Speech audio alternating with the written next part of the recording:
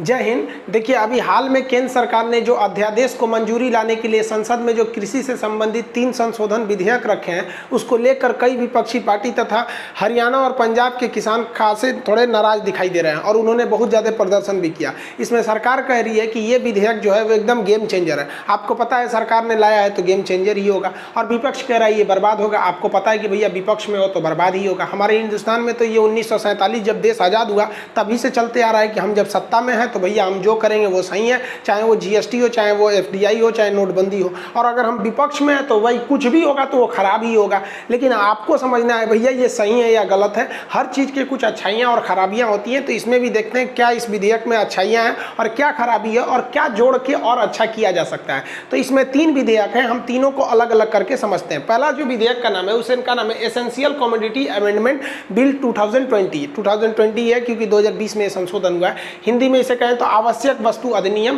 का जो भंडारण नियमन है। देखिए, कुछ आवश्यक वस्तुएं होती हैं जैसे नमक, तेल, आलू, प्याज, गेहूं, चावल, ये सब आवश्यक वस्तु हमारे जीवन के लिए है। अगर कोई किसान इसका भंडारण कर लेता है, कोई बड़ा व्यापारी इसका भंडारण कर लेता है, तो फिर उसकी रेट बढ़ जाएगा। जैसे आपके शहर में कई कंपनियों के तेल आते होंगे, सरसों तेल जिसमें आप खाना खाते हैं। अब कई कंपनियों का अगर आप ध्यान से देखेंगे तो उसका एक एजेंसी लिया रहता है जिसको आप डीलर कहते हैं।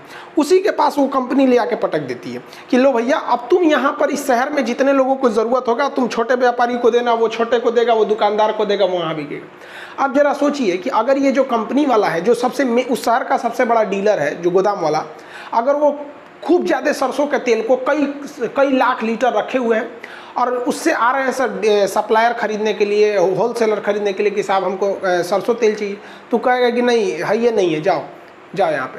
तो जो सरसों तेल आपको 120 रुपया लीटर मिलना चाहिए, अब वो तो धीरे धीरे रेट बढ़ेगा क्योंकि उसके पास है, लेकिन वो क्या कर रहा है, भंडारण करके रखा हुआ है, स्टोर करके रखा हुआ है, तो ये रेट बढ़ेगा। और जैसे वो 120 से 200 रुपया पहुंचेगा, तुरंत वो कह देगा हाँ हाँ आ गया। अब वो उसको धीरे धीरे सप्लाई करेगा। अब इससे क्या होगा कि उसको जो बड़ा व्यापारी था उसको तो गोदाम में रख दिया, उससे फ़ायदा हो गया। ये बहुत ज़्यादा होता था। कब होता था? 1955 में। तो सरकार ने इसको एक कानून लाया कि अब आप भंडारण नहीं कर सकते। अगर आप भंडारण करेंगे तो आपके गोदाम में पकड़ा जाएगा, तो आपकी लाइसेंस सीज कर दी जाएगी, आप जेल चले जाएंगे, लाखों रुपए जुर्माना लग जाएगा। तो कोई भंडारण नहीं करता था। लेकिन गवर्नमेंट ने अभी 2020 में संशोधन ला दिया कि नहीं, आप भंडारण कर सकते हैं। आप केवल 2 स्थिति में भंडारण नहीं कर सकते हैं। कब? युद्ध में नहीं कर सकते हैं और आपदा में नहीं कर सकते। इसके अलावा आप भंडारण कर सकते हैं। और पता नहीं क्या जरूरत थी सरकार को ये जून में अध्यादेश लाने की। अध्यादेश तब लाया जाता है जब बहुत इमरजेंसी की जरूरत हो और राष्ट्रपति से कह के कानून बनवा दिया जाता है। हमको तो नहीं लग रहा था कि जून के कोरोना महामारी में ये भंडारण की अनुमति देने वाला कानून लाना चाहिए था। गवर्नमेंट जो थी वो इस कृषि को मतलब कृषि से अपना पल्ला झाड़ने के लिए पहले से तैयार बैठी थी। उसको मिल गया बहाना कोरोना का कि ना प्रदर्शन होगा ना कुछ होगा, जून में शांति से निपटा दिया। और जब उसको फाइनल कानून बनाने के लिए संसद में लाया गया तो उसका विवाद होने लगा। अब आप बताइए, आपने जो ये आदेश दे दिया, अब जो बड़े बड़े व्यापारी हैं उनका गोदाम है, आपको ही पता है कोई घर में कितने चीज़ों को स्टोर करके रख सकता है, बहुत कम ही चीज़ को स्टोर करके रख सकता है। उसका अपना गोदाम होता है और गोदाम उसी एरिया में होता है। अब मान लीजिए किसी का दिल्ली में मार्केट है तो गोदाम लखनऊ में थोड़ी रखेगा भैया, दिल्ली में ही रखेगा। अब उसने क्या किया है, सपोज कीजिए कि दिल्ली में वो किसी कंपनी किसी चीज़ का वो ले रखा है एजेंसी वगैरह। सपोज आपके यहाँ MDH मसाले और ये एवरेस्ट मसाला बहुत चलता है, उसने पूरे दिल्ली का उसके पास स्टॉक है, वो फैक्ट्री से उसी के पास आ रही है और उसने स्टोर करके रख लिया है। अब वो दे ही नहीं रहा है, कह रहा है कि भाई है ही नहीं है मेरे पास। पुलिस आएगी, गोदाम दिखाओ, तो कहेगा पगला गए का, मोदी जी 2020 में नियम लाए हैं, पढ़े नहीं है क्या एसेंशियल कमोडिटीज़ के लिए? आप युद्ध है, अभी युद्ध चल रहा है कहीं नहीं, कोई आपदा आई हुई है, अभी तो खैर कोरोना है, कोरोना बीतने की बात करें, कोई आपदा है तो पुलिस कहेगी नहीं तो निकलिए यहाँ से। अब कह लिए गोदाम चेक कीजिएगा। गोदाम में भंडारण आप तभी चेक कीजिएगा जब युद्ध और आपदा के समय में भंडारण करेंगे, उससे पहले हम कर सकते हैं। मसाले का रेट बढ़ जाएगा। क्या सोच के लाया गया हमको समझ में नहीं आ रहा है। गवर्नमेंट क्या कह रही है इस पर कि भाई हम ये भंडारण क्षमता व्यापारी को भी दे रहे हैं और किसान को भी दे रहे हैं कि किसान जो है अगर वो आलू बोया है और आलू बोते समय उस आलू का रेट 10 रुपया है तो आलू किसान भी रख ले अपने जगह पे, अपने यहाँ घर में आलू रख ले और 2 महीना बाद बेचे जब आलू का रेट 25 रुपया हो जाएगा। तब ये बताइए, किसान के यहाँ नया फसल बोएगा, किसान का हवेली रहता है क्या? उसके घर में बेचारा कितने गरीबी से किसान जीते हैं, सब नहीं समझ में आता है। बेचारा उसको खुद के रहने के लिए अच्छा सुविधाएं नहीं होती है। कहते हैं किसान के बारे में घर तो पकती थी उसकी, लेकिन फिर भी वो किसान बारिश की दुआ मांगता था। अजब हाल है भाई, ये किसान के पास इतना जगह है जो भंडारण करेगा, कितना रख सकता है किसान? एक व्यापारी से ज़्यादा तो नहीं रख सकता है। तो ये तो सीधा सीधा इन व्यापारियों को एक कालाबाजारी करने की छूट है।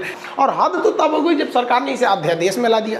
हालांकि आपको पॉलिटी में हम अध्यादेश पढ़ा देंगे, अगर आप बोलेंगे अनुच्छेद 123 में अध्यादेश है, ऑर्डिनेंस ऑफ प्रेसिडेंट है, इसे क्यों लाया जाता है, तो पहला ये तो किसी काम का नहीं रहा, ये उसका कोई खास महत्व नहीं रहा।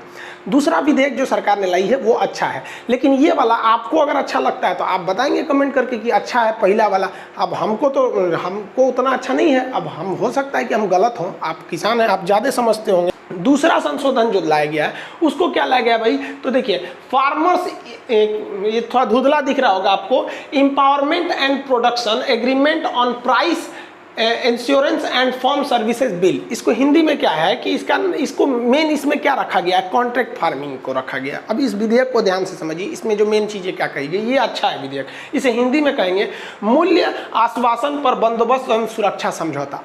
किसानों को एक बहुत बड़ी समस्या रहती है। किस चीज़ की समस्या? अगर वो गेहूँ बोने गया है, अब गेहूं में उसको भी देख रहा है कि गेहूं बोने गए हैं तो 25 रुपये किलो गेहूं बिक रहा है, तो सोचता है कि चलो गेहूं लगा देंगे। 4 महीना बाद जब इसे काटने जाता है ना, तो बेचारा 25 रुपये की जगह गेहूं 16 रुपये हो जाता है, तो परेशान हो जाता है किसान, क्या करे। तो इस विधेयक के तहत अब कहा गया है कि बड़ी बड़ी कंपनियां जो है ना, अब वो कॉन्ट्रैक्ट फार्मिंग कर सकती हैं, यानी आप अनुबंध कृषि कर सकती है। अब ये क्या है भैया अनुबंध कृषि, तो बहुत ज़रूरी है, आप इसे ध्यान से समझिए। लेज कंपनी चिप्स बनाती है, पार्ले कंपनी करोड़ों की संख्या में बिस्किट बनाती है, ब्रिटानिया, पार्ले, ये सब। तो पार्ले कंपनी को गेहूं चाहिए, लेस कंपनी को क्या चाहिए, आलू चाहिए, लेकिन इन्हें आलू 2-4 किलो नहीं चाहिए। इसे पूरा मालगाड़ी बुक कर लेता है। ऐसा कौन सा गली मोहल्ला होगा जहां चिप्स नहीं बिकता होगा, लेस का या ब्रिटानिया पार्ले जी की बिस्किट नहीं होंगे? उन्हें इतनी गेहूँ कहाँ से आएगी? इसका मतलब वो छोटे किसान से खरीद नहीं पाते हैं। अब जब वो खरीदने जाते हैं तो उन्हें गेहूँ थोड़ा महंगा बिकता है, तो इसी में कॉन्ट्रैक्ट फार्मिंग कहा जाएगा। वो बड़ी बड़ी कंपनियां आएंगी और पूरा एक गांव है, जैसे मान लीजिए ये गांव है ना, इस गांव में देखिए ये खेत हीरालाल का है, ये अख्तर का हो गया, ये मिश्रा जी का हो गया, ये यादव जी का हो गया, ये शांति देवी का हो गया, ये किसी का हो गया, मान लीजिए ऐसे हो गया। यहाँ पर अलग अलग लोगों का खेत है।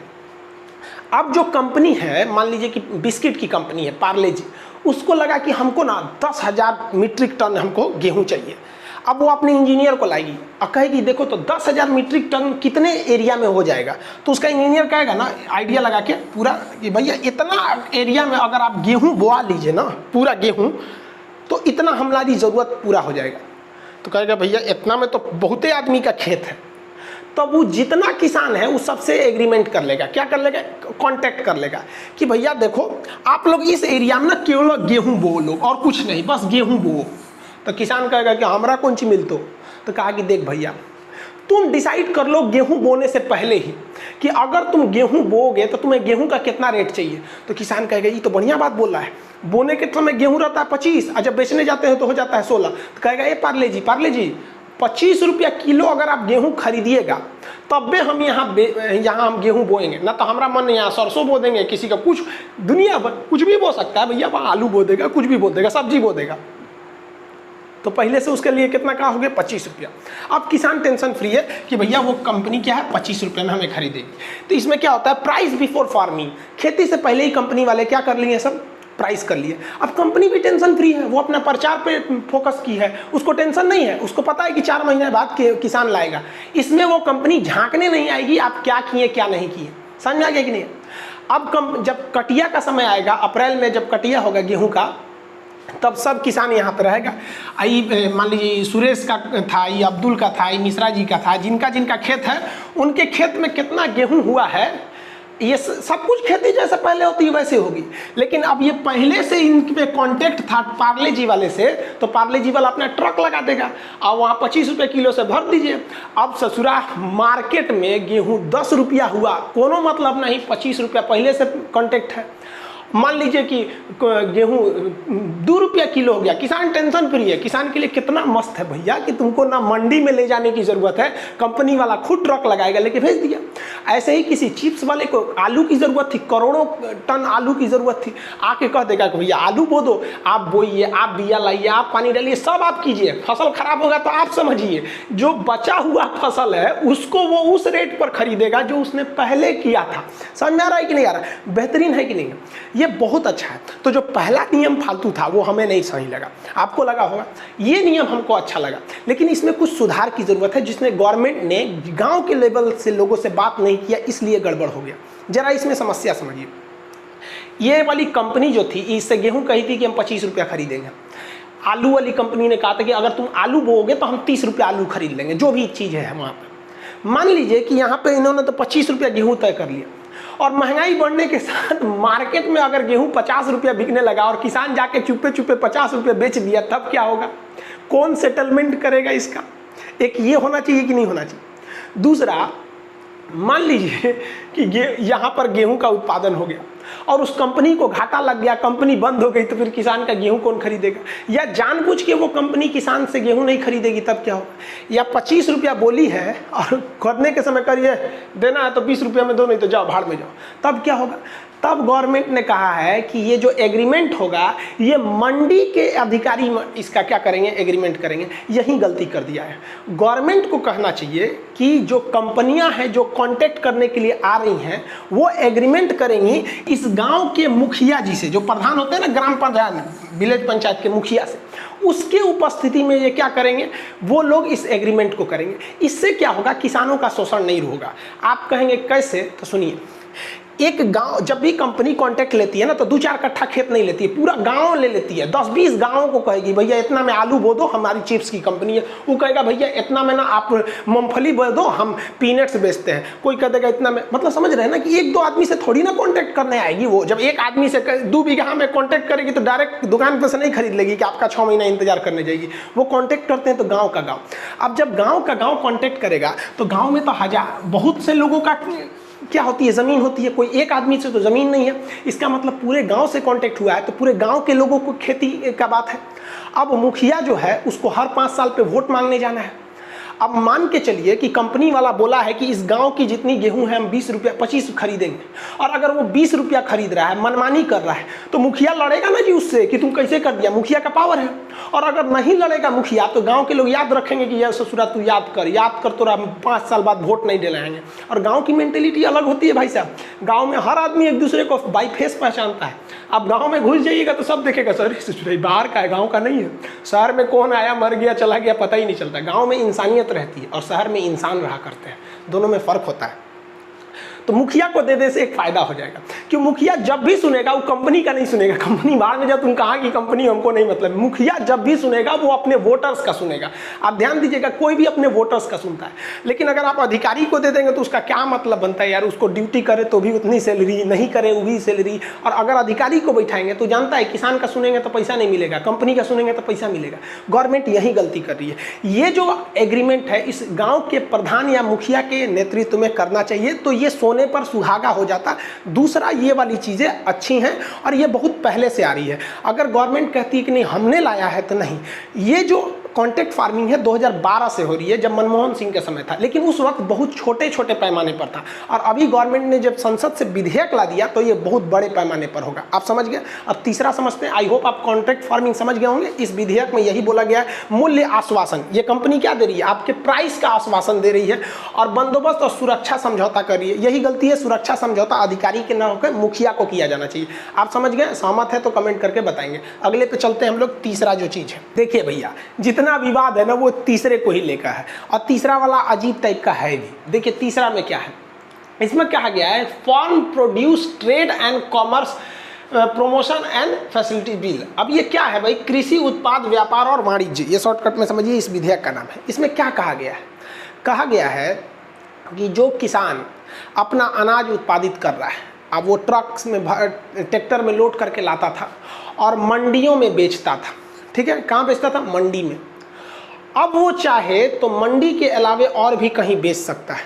हमको तो इसी पे सबसे ज़्यादा हंसी आता है।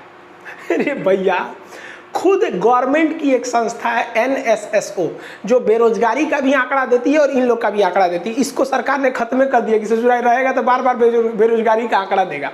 ये आंकड़ा दे देगा तो सब कहेगा सर रोजगार दो, इसलिए ना रहेगी बांस ना बजेगी बांसुरी। अब आंकड़ा ही नहीं मिलेगा बेरोजगारी का। तो ये NSSO ने क्या कहा कि पूरे हिंदुस्तान में जितनी खेती होती है ना, उसका महज 6% ही मंडी में जाकर बिकता है। महज 6% जाता है मंडी में, बाकी 94% इधर उधर जाता है। कोई किसान अपने चौराहा पे जाके बेच दिया, कोई किसी साहूकार को बेच दिया, किसी बड़े किराना वाले को बेच दिया, ऐसे ही बिकता है भाई साहब 94%। और आप लोग अगर किसान होंगे तो आप दिल पे हाथ रख के बोलिएगा कि अगर आप 100 लोग देख रहे हैं ना वीडियोस को किसान भाई लोग में से, तो आप में से 6 लोग ही होंगे जो मंडी में जाकर बेचते होंगे। कई लोग को तो पता ही नहीं सोच रहा मंडी होता क्या है, कि बहुत जगह मंडी है ही नहीं। आप अगर पूर्वांचल यूपी का पूर्वी एरिया देखेंगे तो मंडी इधर है ही नहीं है, काम की मंडी नहीं है। बिहार में मंडी है जिसे बाजार समिति कहा जाता है, वो आगे हम समझाते हैं आपको।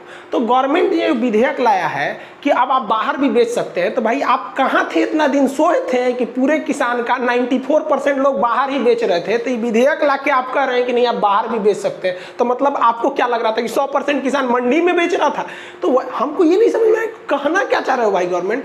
अब उनका क्या कहना है, जो गवर्नमेंट ने सफाई में क्या दिया है कि बिचौलियों जो बीच में थे उनकी छुट्टी हो जाएगी, जिसे आड़ती कहते हैं। अब इसको समझ जाइए आप पहले। ऑल इंडिया मतलब आप कहीं भी बेच सकते हैं। आप बिहार में किसी चीज़ का उत्पादन करके आप बंगाल में बेच सकते हैं, तो पहले भी बेचते थे। हाँ, थोड़ा सा अब सहूलियत हो जाएगा, ये बात मानते हैं कि गवर्नमेंट अब इसे ऑनलाइन कर देगी। तो इसलिए 100% कहना गलत है कि नहीं इससे गवर्नमेंट ने कुछ नहीं किया। एक अच्छाई ये है कि आप कहीं का कुछ भी कर सकते हैं। अगर मान लीजिए आप प्याज लाए महाराष्ट्र में, तो आप वहीं से ऑनलाइन बुक कर सकते हैं, ट्रेडर्स के माध्यम से आप पटना भेज सकते हैं, दिल्ली भेज सकते हैं। ये अच्छी बात है। अब बात थोड़ा आपको दिक्कत होता होगा, आड़ती क्या है यानी बिचौलिया क्या है। देखिए, जब देश आज़ाद हुआ तो उस समय बहुत ज़्यादा किसान के पास गरीबी थी, तो वो किसी न किसी किसान जो थे, बड़े बड़े साहूकार जो सेठ लोग थे, उनसे पैसे लिए रहते थे। जब वो चुका नहीं पाते थे तो साहूकार क्या करते थे, सब जब फसल कटने का वक्त आता था तो खेत में घुस के उसकी फसल काट के लेके चले जाते थे। इससे बेचारा किसान को ना अपना पेट भी नहीं भर पाता था और ज़िंदगी भर मजदूर रह जाता था। इसलिए सरकार ने एक नियम लाया था जिसका नाम था APMC, agriculture produce market committee, जिसे हम लोग कहते हैं बाजार समिति। बिहार में लोग इसे बाजार समिति कहते हैं, शॉर्टकट में इसको बाजार समिति कहते हैं। लेकिन अगर दिल्ली, पंजाब, हरियाणा की बात करेंगे तो लोग इसे मंडी कहते हैं, बिहार की बात करेंगे तो बाजार समिति कहते हैं, क्योंकि बाजार समिति ही इसका असली नाम भी है। एग्रीकल्चर प्रोड्यूस यानी खेती से उत्पादित होने वाला, मार्केट कमेटी, तो मार्केट माने बाजार, कमेटी माने समिति, तो बाजार समिति इसका एक्यूरेट नाम है। तो बट उधर दिल्ली, हरियाणा, पंजाब के लोग मंडी कहते हैं। अब इस मंडी में खरीदता कौन है? दुकान। अब बताइए, पार्ले जी कंपनी को गेहूं चाहिए तो मंडी में खड़ा रहेगा पार्ले जी का मालिक, यहाँ टाई बेल्ट लगा के, वो किसान ट्रैक्टर से उतारो, नहीं खरीदा रहता है। तो मंडी एक बड़ा सा जगह होता है, उस मंडी में आड़ती होते हैं। आड़ती क्या है? व्यापारी लोग होते हैं, जिसे हम लोग बिचौलिया कहते हैं। बिचौलिया, बिहार में लोग इसे गद्दी कहते हैं। आड़ती को बिहार में लोग क्या कहते हैं? गद्दी कहते हैं। मतलब अगर कोई किसान है, उसके यहाँ एक ट्रैक्टर टमाटर हो गया, एक ट्रैक्टर क्या हो गया? टमाटर हो गया। अब बताओ भैया, वो टमाटर कच्चा सौदा है, वो जल्दी जल्दी निकालो नहीं तो सड़ के खराब हो जाएगा। अब वो किसान जानता है कि अगर हम इसको फुटपाथ पे बैठ के बेचेंगे ना तब ज़्यादा पैसा मिलेगा, लेकिन वो बैठ के बेचेगा कहाँ? साल में उसको 10 दिन के लिए कोई तो दुकान लगाने नहीं देगा। आपसे कोई कहेगा किसान कि आपके दरवाजे पे हम 10 दिन तक टमाटर बेच दें, आप बेचने देंगे? नहीं बेचने देंगे। हर व्यक्ति यही चाहता है कि हमें एक ऐसा किराएदार मिले जो हर 12 महीने रहे, तो कोई 10 दिन के लिए तो देगा नहीं। अब वो जानता है कि अगर मार्केट में 40 रुपया टमाटर है और हम इसको बेचेंगे 38 को यानी बिचौलिया या फिर गद्दी पर, तो ये 40 रुपये नहीं खरीदेगा। ये कितने में खरीदेगा? 25 रुपये खरीदेगा। हो सकता है 20 रुपये में ही खरीद ले, मतलब 20 से 30 में खरीदेगा। मार्केट जो रेट है उससे कम में खरीदता है। समझ में आ गया कि नहीं आ गया? ये कहता है कि हम 2.5% कम में खरीद रहे हैं, लेकिन ये बहुत कम में खरीद लेता है। अब इससे ऐसा नहीं है कि इसको फायदा है किसान को फायदा नहीं है, दोनों को देखिए, समझिए। एक किसान एक ट्रैक्टर वो टमाटर लेके कितने दिन में बेचेगा? उसको 1 हफ्ते लग जाएंगे बेचने के लिए। 1 हफ्ते वो बाजार में रुकेगा, उतना दिन खाएगा क्या? वो उतना किराया देगा, किस दुकान में बैठ के बेचेगा? इसलिए उसको तो एक फटाक से एक आदमी तो मिल जाता है, 1 घंटे में बेच देगा। वहाँ पे क्या करेगा? आड़ती के पास जाएगा जो गद्दी होता है, बोली लगाएगा, कहेगा भैया देख लो टमाटर का साइज ये है, इतना है, कितना रुपया लोगे? तो कहेगा कि हम 20 रुपया का खरीद लेंगे। तो बगल वाला कहेगा कि हम 22 रुपया देते हैं, तो उधर वाला कहेगा 25 रुपया। तो देखेगा इस 25 रुपया तोरा नहीं देंगे, उसको दे देंगे। तो यहाँ किसान को आड़ती में एक फ़ायदा था कि यहाँ बोली लगती थी। जो अच्छा बोली लगा दिया वो उसको मिल जाता था। लेकिन यहाँ आड़ती वाले एक साठ गांठ कर लेते थे, सब एक के भाव बोलते थे सब, क्योंकि आड़ती वाले कितने ही होते हैं, सब 50-60 थोड़ा होते थे, सब बिचौलिया फिक्स कर लेते थे, तो यहाँ किसान को घाटा होता था। लेकिन खुद सोचिए कि एक किसान, मान लीजिए कि एक ट्रैक्टर गेहूँ आलू उत्पादित कर दिया तो खुद बैठ के बेचेगा। हाँ, अगर पूरा फायदा कमाना है तो खुद बैठ के बेचो, लेकिन किसान क्या करेगा, अगली फसल उगाएगा कि खुद बैठ के बेचेगा। तो ये बहुत काम करते थे सब उस वक्त में, आड़ती सब। अभी सरकार कह रही है कि देखिए भाई, आपका मन है तो आप इस आड़ती को बेचिए, नहीं तो मन है तो आप कहाँ बेच दीजिए, बाहर भी बेच सकते हैं। तो आप ये आड़ती का मतलब समझ गए ना, इसे हम लोग गद्दी कहते हैं या बिचौलिया कहते हैं, ये एक तरह के ज़रूरी भी है। अब आप कहिएगा किसान किसको बेच दिया, आड़ती को बेच दिया। अब आड़ती अपने पैसा से गोदाम बनाता है, उस गोदाम में उसे सड़ने से बचाने के लिए रखता है। और अब कोई आता है दुकानदार खरीदने के लिए, अगर उसका किराने की दुकान है, मान लीजिए कोई उसकी किराने की दुकान है और उसको चाहिए दाल चाहिए, लेकिन किराने की दुकान में कितना दाल रहता है, 100 kg, 100 के लिए रहता है। अरे कोई कितना खरीदता है, 1-2 किलो खरीदते हैं आप जाके वहाँ, 100 kg, तो 100 kg के लिए वो किसान के पास तो जाएगा नहीं, तो वो आता है आड़ती के पास। आड़ती क्या है, किसान से सस्ता लिया, इसको महंगा देता है। तो भैया ये तो व्यापार का उसूल है कि आप खरीदेंगे सस्ता, उसी रेट में बेचेंगे, तो व्यापार क्यों कर रहे हैं, है कि नहीं है यहाँ पर। तो ये आड़ती का रोल था यहाँ पर। अब इसमें कुछ देखिए विवाद का कारण क्या है, समझिए। आड़ती जो लोग थे वो कह रहे हैं कि अगर आप ये आड़ती को ख़त्म कर देंगे तो फिर हमने जो गोदाम बनाया है वो सब कहाँ जाएगा। तो खैर इन लोग का अलग विवाद है। लेकिन किसानों की जो मेन समस्या है, किसानों को लग रहा है कि उनका MSP छीन लिया जाएगा। सारा का सारा विवाद MSP का है, मिनिमम सपोर्ट प्राइस। अब कुछ लोग कह रहे हैं कि नहीं, ये विद्रोही हैं, मतलब ये किसी के सिखावे बहलाने में आ गए हैं। अरे भैया, अगर कोई किसान है, उसका आलू अगर 10 रुपया है, अगर मोदी जी कहेंगे कि भैया हम ये आलू 10 रुपया ना लेके 16 रुपया खरीदेंगे, तो कोनो ऐसा पगला किसान है कि जो नहीं से सड़क पे उतरेगा। आप खुद सोचिए ना भाई, कहीं ना कहीं तो झोल है कि नहीं है। वरना आप किसान हैं, आपको क्या जाता है कि हमारी फसल का अच्छा रेट मिले तो हम विरोध करने उतरेंगे, वो भी कोरोना के बीच में लाठी खाएंगे, जबकि पूरी देश की GDP -23.9 गया है। ये किसान भाई ही हैं जिन्होंने देश को बचाया था इस कोरोना में, वरना हमारी GDP -28% चली गई रहती, नाक कट गया रहता हम लोग का यहाँ पर। अब ये MSP क्या चीज़ है, सोच रहा है। MSP को समझते हैं। MSP का फुल फॉर्म होता है मिनिमम सपोर्ट प्राइस, हिंदी में कहते हैं न्यूनतम समर्थन मूल्य। न्यूनतम समर्थन मूल्य इसे कौन जारी करता है? MSP को जारी करता है कृषि लागत एवं मूल्य आयोग। कृषि लागत एवं मूल्य आयोग को इंग्लिश में क्या कहेंगे? Commission of agriculture cost and price, CACP। ये किसके अंडर में काम करती है? FCI के अंडर में। अब ये भाई साहब MSP क्या है, तो बार बार हम MSP बोलेंगे, आप पहले MSP समझिए क्या है। आपको जब हम आपको अभी यहाँ पढ़ा रहे थे ना कॉन्ट्रैक्ट फार्मिंग, यहाँ पर कॉन्ट्रैक्ट फार्मिंग देख रहे थे, ये बोने से पहले ही रेट फिक्स कर दिया कि भैया हम 25 रुपये किलो गेहूँ खरीदेंगे कॉन्ट्रैक्ट फार्मिंग में। तो ये कौन आदमी किया? प्राइवेट कोई कंपनी ने किया था, जिसको हल्दीराम था तो वो उसको भुजिया उजिया बनाना है, नमकीन उमकीन, तो बेसन को कर देगा। बेसन कहाँ से बनेगा? दाल से, तो चने दाल को कर लेगा वो फिक्स कर लेगा। चिप्स वाले को आलू चाहिए, बिस्किट वाले को गेहूँ चाहिए। तो ये प्राइवेट आदमी जो है वो बिफोर फार्मिंग, खेती करने से पहले ही जो रेट फिक्स कर लिया है ना, यही काम अगर सरकार करती है तो उसे हम लोग कहते हैं MSP। समझ में आ गया? दोनों में कोई अंतर नहीं है। प्राइवेट कंपनी कह रही है कि भैया हम बिस्किट की कंपनी है, हमको लाखों टन बिस्किट के लिए गेहूं चाहिए, तुम गेहूं बो भैया, क्या, ताकि हम एक के जगह आके खरीद सके, एक के गांव से आके खरीद सके। बदले में हम तुमको क्या देंगे कि हम तुम्हें पहले ही रेट फिक्स कर दिए 25 रुपया। यही बतिया अगर सरकार आके कहती है ना कि रे भैया तू गेहूं बो, चावल बो, धान मतलब धान बो, ऐसे ऐसे वो 24 गो फसल पे 22 से 24 फसल को बोती है, ये फसल बो, हम इतने में खरीदेंगे। यानी बोने से पहले जब सरकार आके कहती है तो उसे कहते हैं MSP, मिनिमम सपोर्ट प्राइस। और बोने से पहले, खेती से पहले अगर कोई प्राइवेट कंपनी आके कहती है तो उसे कहते हैं कॉन्ट्रैक्ट फार्मिंग। अब किसानों का विद्रोह समझिए। किसानों का कहना है कि देखो भैया, इन लोग का कहना है कि सरकार जो है वो कॉन्ट्रैक्ट फार्मिंग के रास्ते से कंपनियों को घुसा रही है कि तुम आके बोली लगाओ, ताकि सरकार खुद पीछे निकल जाए और सरकार को MSP ना देना पड़े, यानी मिनिमम सपोर्ट प्राइस सरकार को नहीं देना पड़े, MSP। जबकि मोदी जी भाषण दे के चले गए हैं, उन्होंने कहा कि MSP रहेगा, मतलब प्राइवेट कंपनियां भी बोली लगाएंगी, वो किसके तहत लगाएंगी? तो कॉन्ट्रैक्ट फार्मिंग के तहत, और सरकार भी MSP खरीदते रहेगी। लेकिन फिर इतना विद्रोह क्यों हो गया? क्योंकि सरकार की मंशा पर सवाल है।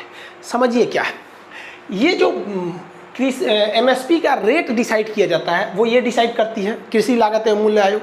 अब ये रेट डिसाइड कर ली, अब सरकार उन अनाज को खरीदती है किस पर? MSP पर। अब किसान फ्री है, MSP के मामले पर किसान फ्री है, जबकि कॉन्ट्रैक्ट फार्मिंग पे किसान फ्री नहीं है। अगर कॉन्ट्रैक्ट फार्मिंग में कंपनी ने कह दिया कि हम आपका गेहूं 25 रुपये किलो खरीदेंगे तो आपको 25 रुपये ही बेचना पड़ेगा, भले रेट 10 रुपये है तो क्या हुआ, कंपनी को घाटा लगेगा लेकिन वो आपसे 25 ही खरीदेगी। लेकिन अगर गेहूं का रेट ओपन मार्केट में 80 रुपया हो गया तो चूंकि आप कॉन्ट्रैक्ट कर चुके हैं अब आप 80 रुपये नहीं बेच सकते हैं। तो यानी किसान को एक हैंड में फायदा है और दूसरे हैंड में घाटा भी है अगर वो कॉन्ट्रैक्ट फार्मिंग करता है। लेकिन MSP में ऐसा नहीं है, ध्यान से समझिएगा, यही MSP की मांग कर रहे हैं किसान। MSP में क्या है कि सरकार गेहूं बोलने से पहले, किसी भी फसल को बोने से पहले बोल देती है कि हम इतना में खरीदेंगे। जैसे बोल दिया कि गेहूं हम 25 रुपये में खरीदेंगे। अगर मार्केट में गेहूं 10 रुपया बिक रहा है तो किसान पूछेगा मंडी में जाके, अड़ती से मंडी में कितना रुपया खरीद रहे हो तो कहेगा 10 रुपया का, भाग सोच रहे 10 रुपया। MSP सरकार ले रही है 25 रुपया। अब वो सरकारी गोदाम में जाएगा, FCI का गोदाम दुनिया भर का होता है, वहाँ बेच देगा, अपने ज़मीन का खतौनी दिखाएगा और वहाँ पे बेच देगा कि भैया लो 25 रुपया। समझ में आ गया कि नहीं? लेकिन अगर गेहूं का रेट हो गया 50 रुपया किलो तो वो जाएगा अड़ती से पूछने के लिए कि कितना रुपया खरीदे तुम, तो अड़ती कहेगा यानी गद्दी वाला, मंडी वाला, कि भैया 50 रुपया का रेट चल रहा है। तो इसको लगेगा कि FCI में तो साला 60 रुपया होगा। वो जाएगा FCI के पास, आप कितना लिए? तो कह रहे बकलो कहीं का, हमसे अभी का पूछने आ रहा है, हम तो खेती करने से पहले ही बता दिए थे 25 रुपया खरीदेंगे। कहा ओ हो खेती में 4 महीना टाइम लगता है, भुला गए थे। तो कहेगा यही सोच रहा हूँ, वहाँ FCI गोदाम में MSP जो है वो 25 रुपया है, वहाँ पे कितना है 25 रुपया। आई मंडी में हम चले आए हैं तो मंडी में हमको फायदा मिल गया है, कितना रुपया हो गया मंडी में? 50 रुपया। अब इसमें तो कॉन्ट्रैक्ट था ही नहीं किसानों के बीच में, सरकार था। अब किसान क्या कहते हैं, सब इस मंडी में नहीं बेचता है, सब सीधे MSP पे ना बेच के किस में बेच देता है, सब मंडी पे। तो आप ये तो समझ गए कि आप बताइए फायदा किस में है? फायदा तो MSP में है भैया। यहाँ भी सिक्योरिटी मिल रही है MSP में, और कॉन्ट्रैक्ट फार्मिंग में भी सिक्योरिटी मिल रही है कि हमारा पहले रेट फिक्स है। लेकिन कॉन्ट्रैक्ट फार्मिंग में अगर मुनाफा ज़्यादा हुआ बाहर में तो आप बाहर नहीं बेच सकते हैं, और MSP में अगर मुनाफा ज़्यादा मिल रहा है बाहर तो इसको छोड़ दीजिए, कॉन्ट्रैक्ट नहीं है, बाहर भी बेच सकते हैं। किसानों का कहना है कि सरकार ये MSP हटा देगी। अब मोदी जी का कहना है हम MSP नहीं हटाएंगे। देखो भाई साहब, हम किसान को भी कहते हैं आप भी बहक रहे हैं, और मोदी जी को भी कहते हैं आप बहुत होशियार हैं।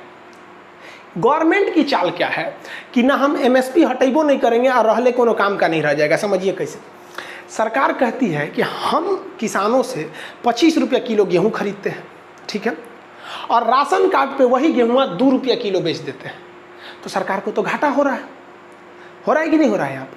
तो सरकार की भाई बात कहना सही है कि भाई गोदाम में रहने से खराबी हो जाता है। हम आपको अभी तो फिजिक्स में हम आपको पढ़ाएंगे कि गोदाम में अनाजों की रक्षा करने के लिए कौन से रेस का प्रयोग किया जाता है। तो गामा रेज, गामा किरण, उसमें लाइट लगा दी जाती है गामा रेज का, जिससे कि उसमें कीड़े मकोड़े नहीं लगते हैं। और अगर बारिश से वो भीग के खराब ना हो जाए, उसमें से अंकुरन ना निकल जाए, उसमें दाना ना निकलने लगे, इसलिए उसके ऊपर पेस्ट कर दिया जाता है। पेस्ट, वो पेस्ट लगा देने से गेहूँ के अंदर की नमी बरकरार रहती है, ज़्यादा नमी सूखती नहीं है वरना बीज मर जाएगा, और ज़्यादा भीगता भी नहीं है, नहीं तो उसमें से अंकुरन निकल जाएगा, गोदामे में फलने लगेगा। तो पेस्ट लगा दिया जाता है। और भी क्वेश्चन पूछेगा, याद रखिएगा कि फसल बोते समय किस चीज़ की ज़्यादा अधिकता होनी चाहिए। तो बीज बोते समय फास्फोरस की अधिकता होनी चाहिए, लेकिन जब 1 फुट का पौधा हो जाता है, यानी जब पौधा का शकल ले लेता है, तो उस समय नाइट्रोजन डालना चाहिए, यूरिया वगैरह। और उस समय उससे पहले आपको फास्फोरस के लिए आपको आते हैं सब, उसको डालना चाहिए, पोटास वगैरह। समझ में आ गया कि यहाँ पे तो ये गोदाम है। FCI यहाँ पर काला धंधा कर देती है। सरकार तो आएगी नहीं इसको खरीदने के लिए, तो FCI क्या करती है, इस गोदाम पे अपने अधिकारियों को बैठा देती है। अब अधिकारी लोग इस गोदाम पे बैठ गया। अब यहाँ थोड़ा समझिए, ये MSP का रेट है कितना, 25 रुपया गेहूँ। किसान आया, कहा कि भाई साहब मंडी में 10 रुपया किलो गेहूँ बिक रहा है, आप हमको खरीद लीजिए यहाँ पर, क्योंकि आप ही बोले थे MSP कितना है, 25 रुपया।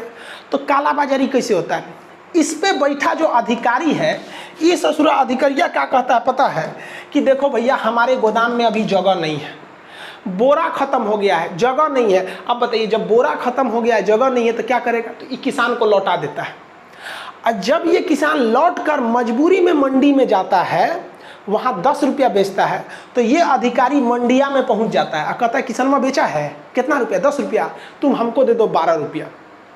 या हमको दे दो 15 रुपया, तो उसी किसान से ये बाहर जाके दलाल से खरीद लेता है और खुद क्या करता है, इस गोदाम में भर देता है और सरकारी खाता में दिखा देता है किसान से हम 25 रुपया खरीदे हैं, जबकि ये अधिकारिया काला बाजारी में खरीद के लाया है 15 रुपया। अब हर केजी पर इसको बैठे बैठाए कितना रुपया फायदा मिल गया इसको, 10 रुपया। किसान भी बेचारा 1 किलो गेहूं पे 10 रुपया नहीं कमा सकता है और ये FCI के बैठे हुए लोग 10 रुपया तुरंत कमा लेते हैं। किसान जाएगा ना, कह देगा बोरा नहीं है, जगह नहीं है, सड़ रहा है, जाओ, खाली नहीं है, बाबू नहीं है, ये नहीं है, इतना ना दौड़ा देगा कि आप MSP पे बेचिए नहीं पाएंगे, तो मजबूरी में जाएंगे। इसीलिए हम कहें भैया पूरे हिंदुस्तान में 6% लोग हैं, किसान हैं, जो MSP पर मंडी में बेच पाते हैं, FCI के पास बेच पाते हैं, बाकी 94% लोग बाहर बेचते हैं, मजबूर कर देते हैं ये लोग FCI वाले। अब देखेंगे ना, FCI के गोदाम में सड़ता है, अनाज सड़ रहा होता है, एकदम भयानक सड़ रहा होता है अनाज। गवर्नमेंट कह रही है कि भैया देखिए ये जो FCI वाला सीन है इसको बदलने की ज़रूरत है। अब हम थोड़ा सा, आपका मन आप बाहर भी बेच सकते हैं, हमारे पास रखने का जगह नहीं है। अब देखिए महाराष्ट्र का किसान कहता है कि हम अगर प्याज को यूपी बिहार बेचते हैं तो हमको 20 रुपया किलो का रेट मिलता है, लेकिन यही प्याज हम अगर बांग्लादेश बेच देंगे तो हमको 55 रुपया मिलेगा। तो आपको केवल वही फायदा दिख रहा है जहां सरकार को फायदा है, किसान जहां प्राइवेट व्यक्ति को फायदा हो रहा है उसको नहीं समझ में आ रहा है। अब आप सोचिए ना, अगर बांग्लादेश प्याज चला जाए, अफ्रीका प्याज चला जाए तो कितना फायदा होगा। तो आप कहेंगे कि खान साहब आप तो सनक गए, तो हम लोग कौन सी प्याज नहीं खाएंगे क्या? हम लोग, निर्मला सीतारमन कही थी प्याज बढ़ गया तो कहती हैं कि हम नहीं खाते हैं प्याज, तो हम लोग क्या खाएंगे? तो भैया उत्पादन की क्षमता को तो बढ़ा सकते हैं। आप बोल तो सकते हैं बाकी किसानों में कि भैया महाराष्ट्र के किसान इस बार जो है प्याज उसको कहाँ बेच देंगे, बाहर में, इसलिए प्याज की कमी हो जाएगी, तो यहाँ का किसान प्याज बोएगा। पता चलता है कि उन्हीं किसान प्याज बो दिया, इन्हीं बेच दिया, प्याज हो गया एकदम में सस्ता। अगली बार किसान कहता दूध से प्याज 5 रुपया बिका था, अगली बार नहीं बोएंगे, तो उन्हीं वाला नहीं बोया, इन्हीं वाला नहीं मिला, प्याज हो गया 200 रुपया किलो। कोई सिस्टम ही नहीं है यहाँ पर। तो किसानों का कहना है कि गवर्नमेंट अपनी फायदा सोच रही है, गवर्नमेंट कह रहा है कि हम इसमें क्या ही लिए खरीदे जाए। अब किसान कह रहे, मोदी जी की बातों नहीं सुन रहा है सब किसान। मोदी जी का भी कहना सही है कि कांग्रेस ने जितना किसानों से MSP पर, कितने पर, MSP पर अनाज खरीदा था, उससे 30 गुना ज़्यादा अनाज गवर्नमेंट BJP ने खरीदा है। ये वास्तविकता है। अब हम नहीं कह रहे भाई ये सरकारी आंकड़ा बोलता है, हम नहीं बोल रहे हैं, हकीकत भी है, खरीदा है। तो मोदी जी अपना सीना थपथपा रहे हैं कि हाँ भाई खरीदे, सही बात है। लेकिन मोदी जी की मजबूरी बना के गए थे मनमोहन सिंह। मनमोहन सिंह की 2013 में उन्हें लग गया था कि हम जीतने वाले नहीं हैं, तो उन्होंने एक चुनावी दाव खेला था, उसको नेशनल सिक्योरिटी बिल, खाद्य सुरक्षा विधेयक, याद होगा आपको। और उन्होंने कहा था कि अब हर राशन कार्ड पर 2 रुपया किलो गेहूं जो BPL वाले हैं और 3 रुपया किलो चावल बिकेगा। 2014 में विधेयक को पारित करके मनमोहन सिंह चल गए।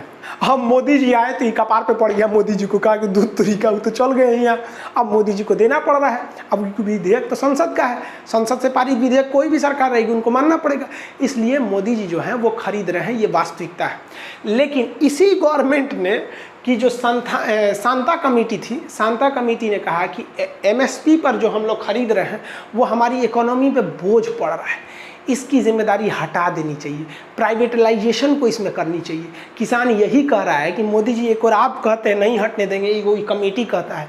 और मोदी जी जिस पार्टी के सदस्य हैं ना, BJP, उस पार्टी के अध्यक्ष रहे थे ये भाई साहब नितिन गडकरी जी 2012 से 14 के बीच में वहाँ पे। फिर बाद में इनमें एक तो फैक्ट्री घोटाला का आरोप लग गया, तो इनको हटाकर राजनाथ सिंह को अध्यक्ष बनाया गया, और राजनाथ सिंह की अध्यक्षता में मोदी जी प्रधानमंत्री बने थे। फिर जाके अमित शाह अध्यक्ष बने और अभी JP नड्डा है, समझ में आ गया। आज से 10 साल पहले की बात है ये। तो इन पे आरोप लगा। ये क्या कहे, इन्होंने स्पष्ट बोला था नितिन गडकरी साहब कि MSP is an extra burden of our economy. MSP जो है ये हमारे ऊपर एक बोझ है कि हम सरकार इतना गेहूं खरीदते हैं 25 रुपया और बाकियों को दे देते हैं हम कितना रुपया भैया, 2 रुपया। अब हम आपको आंकड़ा बता रहे हैं। MSP पर सरकार को कितना, बहुत ज़्यादा नहीं, 1000 करोड़ रुपए का लॉस होता है, ठीक है। 1500 करोड़ रुपया जब सरकार ने बैंकों का माफ़ किया, और वो माफ़ कैसे किया, बैंकों से नीरव मोदी लिया है, बड़का उद्योगपति लेके भाग गया सब, वो कह दिया सब बैंक से हम नहीं चुका पाएंगे। तो सरकार कहती है एक काम करो, उनका माफ़ कर दो, आने जनता ने टैक्स भरबे किया है, दे देते हैं वहाँ पे, लो तुम्हारा कर्जा माफ़। और जो लेके भागा है उनसे कहते चुनाव में पैसा दे देना हमको, समझा गया ना, तुम्हारा कर्जा माफ। तो भैया जो 15-15 हज़ार करोड़ रुपए आपका जो आपका ये एनपीए जा रहा है बैंकों का, नॉन परफॉर्मिंग एसेट्स, आपको एनपीए नहीं समझ में आ रहा होगा, वो हम समझा देंगे कभी। तो वहाँ पे तो आप नहीं कहते हैं कि ये एक्स्ट्रा बर्डन है इकोनॉमी में। सोच रहा बैंक जो थे सब उसको घटते जा रहे हैं डेली बैंक। हमको तो जिस हिसाब से बैंक घट रहे हैं, लग रहा है लास्ट में वो खाली आरबीआई बचेगा, बाकी सब खत्म हो जाएंगे, सब आरबीआई में खाता खुलवाया जाएगा। तो गवर्नमेंट दो तरह की बात करती है। गवर्नमेंट के पास भी खराबी क्या है, उसके पास भंडारण करने की क्षमता नहीं है।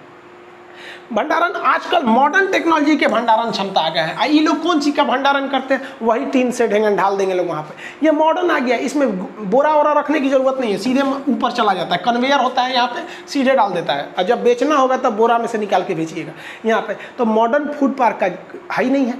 और किसान करे तो क्या करे, उसको रखने के लिए भी नहीं है। आप देखते होंगे कि किसान ला रहा है आलू, अगर कोल्ड स्टोर में रखने ले जा रहा है तो 300 रुपया बोरा आलू वो रखने का भाड़ा ले रहा है, और बेचेगा तो 300 रुपया, तो आलू छोड़ देता है बेचारा।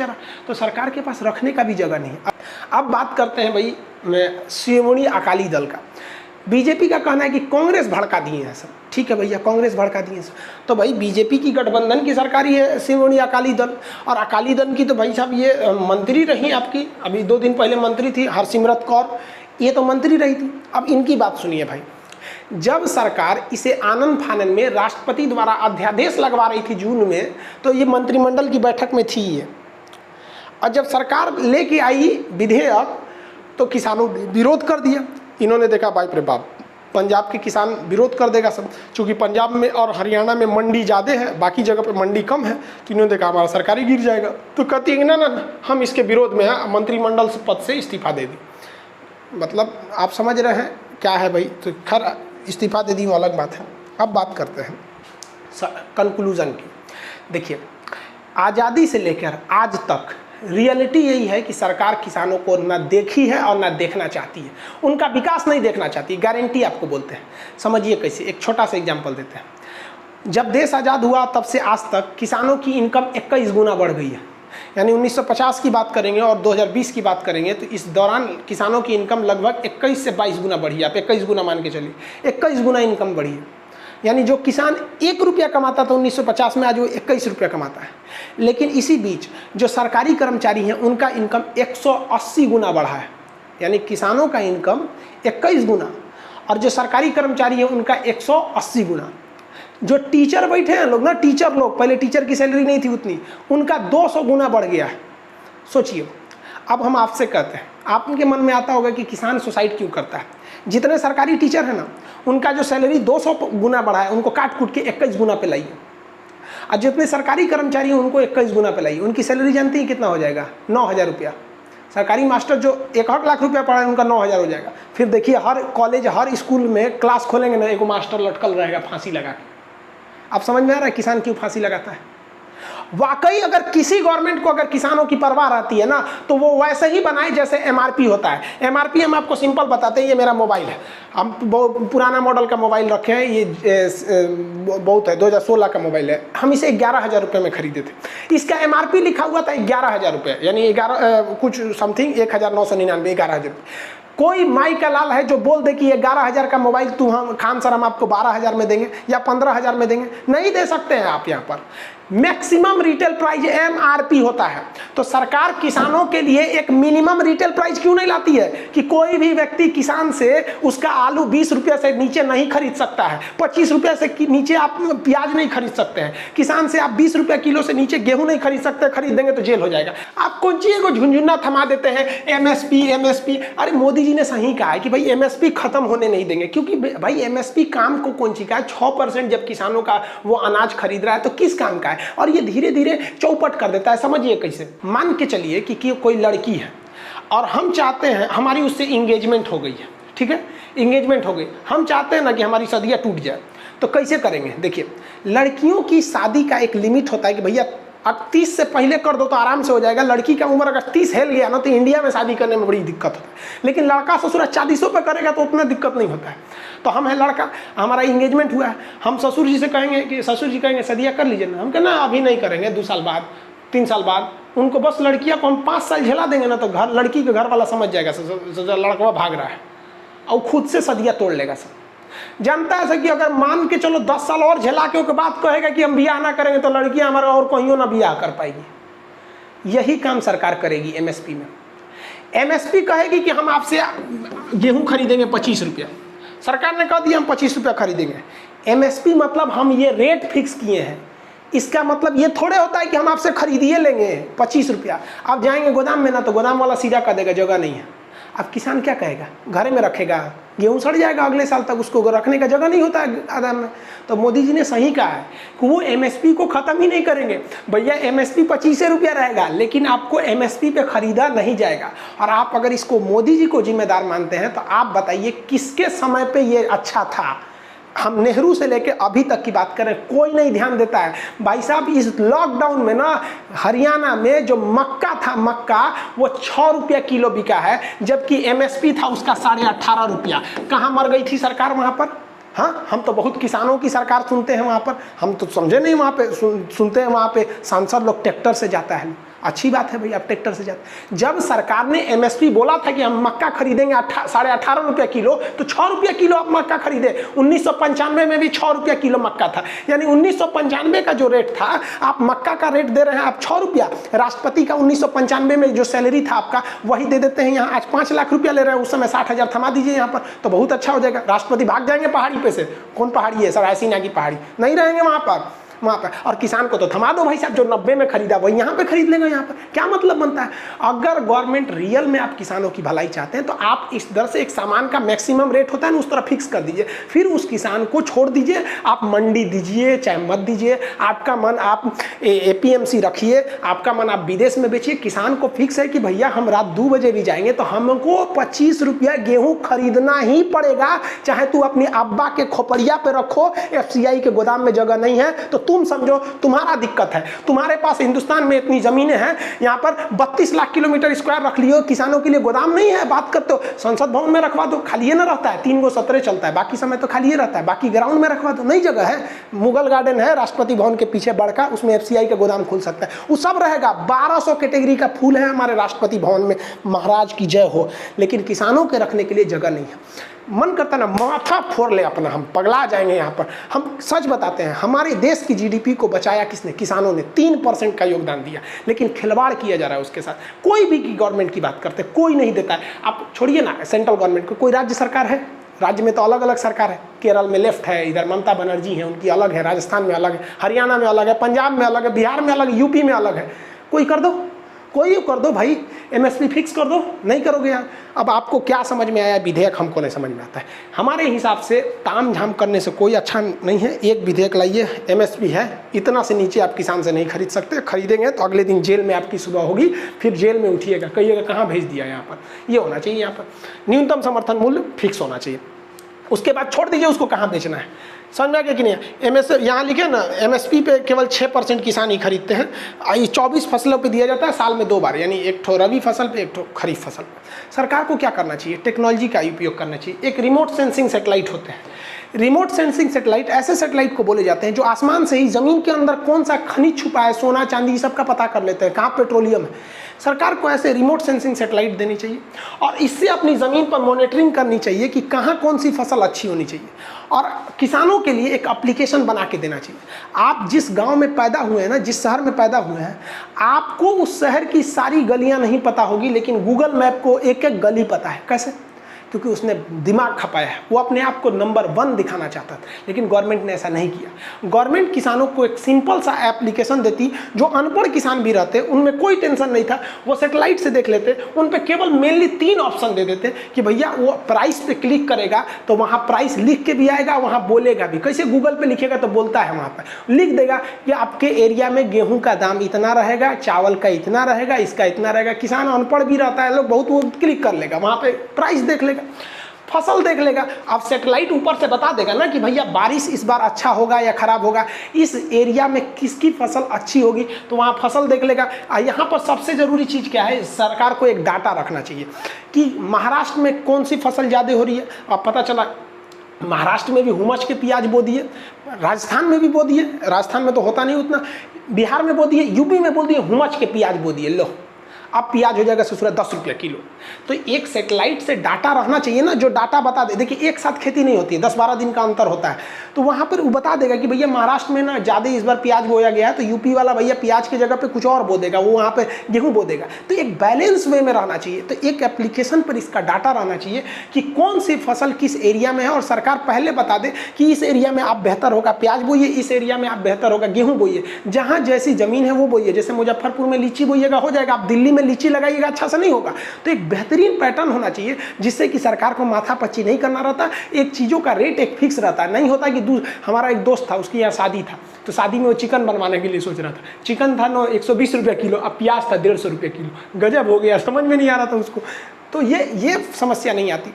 और उसके बाद मौसम, किसान को पता ही नहीं होता है किस वर्ष एल नीनो आएगा, किस वर्ष ला नीना आएगा, मानसून अच्छा होगा या ख़राब होगा। अगर किसान को पता, अब जैसे हम आपको बताते हैं यूपी वगैरह में बारिश बहुत अच्छी होती, लेकिन सरकार बोल देती ना कि बारिश इस बार थोड़ा पहले ही आ जाएगा ना, तो किसान जो था ना, जो धान का बिया लगाया था वो थोड़ा ऊंचे जगह पे लगा देता, जिससे कि उनका बिया नहीं बहता। इस बार क्या हुआ, जो धान बह गया वो तो बह गया, लेकिन जो बच गया बहुत बेहतरीन हुआ है। तो इस बार जो इंद्रदेव मेहरबान थे जिन्होंने अर्थव्यवस्था को बचाया है। तो सरकार को ये सब चीज़ों पर ध्यान देना चाहिए। एक प्लेटफॉर्म टेक्नोलॉजी का यूज़ करना चाहिए और एक सिस्टमेटिक बताना चाहिए कि भैया किस एरिया में कौन सी फसल हो रही है, ताकि एक बैलेंस वे में रहे और हम लोग ऐसा ना हो कि ज़्यादा किसी चीज़ को उत्पादन कर ले और किसी चीज़ का उत्पादन कम कर ले प्राइस वगैरह के लिए। एक बात ही हम कहना चाहेंगे, अगर किसान को बचाना है तो भैया MSP फिक्स कीजिए कि उससे नीचे चाहे तो साहूकार हो, चाहे प्रधानमंत्री हैं, चाहे FCI हैं, चाहे आपके बिचौलियाँ हैं, गद्दी हैं, बाजार समिति, उससे नीचे आप उससे नहीं खरीद सकते। किसान बच गया भाई साहब, वरना किसानों का जो पलायन होगा ना बड़े बड़े शहरों में। आप देखिए करोड़ों लोग लॉकडाउन के बीच में गांव में आए हैं। ये एक नया मौका प्रकृति ने हमको दिया है कि आज भी उन किसानों के लिए भला सोचिए, वो हमारे देश की GDP को बचा लेंगे। और नहीं तो कितना काम आया आपका ये बड़ी बड़ी बिल्डिंगें और बड़ी बड़ी ये फैक्ट्री वगैरह, सब तो धाराशाही हो गई। ये किसानों ने ही बचाया था, इनके साथ अन्याय नहीं करना चाहिए। ये चीज़ आपको राजनीतिक लगेगी, अब हमको नहीं लगता इसमें राजनीति की बात है। आपको अगर लगता है कि नेहरू से लेकर मोदी के बीच में किसी ने किसानों के लिए कोई बेहतरीन काम किया है तो आप कमेंट करके बताइए, और आप भी दबाव बनाइए कि सरकार MSP को लागू करे सख्ती से। मिलेंगे नेक्स्ट क्लास में, तब तक के लिए जय हिंद।